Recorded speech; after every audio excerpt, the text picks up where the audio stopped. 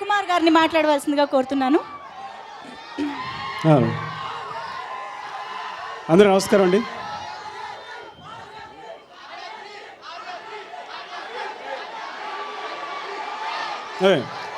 కుదరదు, నాకు టెక్నిక్ తెలిసిపోయింది.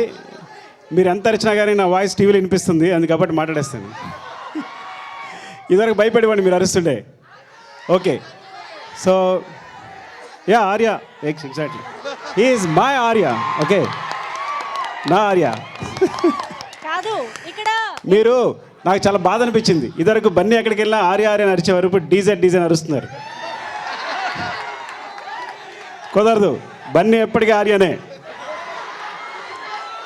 ఆర్య 3 నేను చేయను, నా ఇగో హట్ అయింది, నేను చేయను బన్నీతో. నో,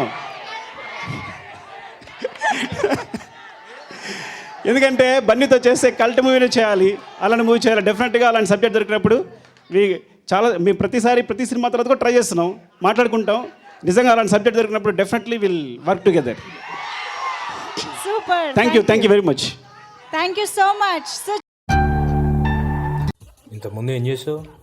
నేనా? షార్ట్ ఫిల్మ్ తీసా, తల పగిలింది. ఎవరిది? షార్ట్ ఫిల్మ్ పేరు సార్. Nice name. ఎప్పుడైతే నీకు బ్రేకప్ అయిందని తెలిసిందో, ఐ ఫెల్ట్ బ్యాడ్. నిజంగా